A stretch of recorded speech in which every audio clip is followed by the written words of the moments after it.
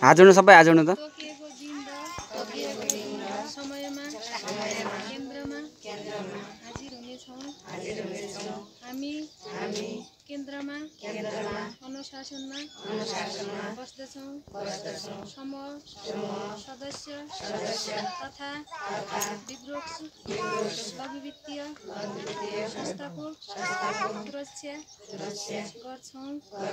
विवृक्ष लघु वित्तीय संस्थाबाट लिएको कर्जाको सही सदुपयोग गर्दछौँ। हामी आफ्नो समाजमा एक आपसमा मेलमिलाप राख्छौँ। कसैलाई आपद विपद परेमा सहयोग गर्छौँ।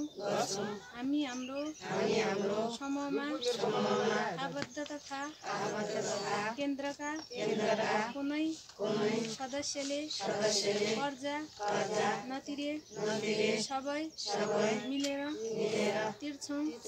तिराउनेछौँ।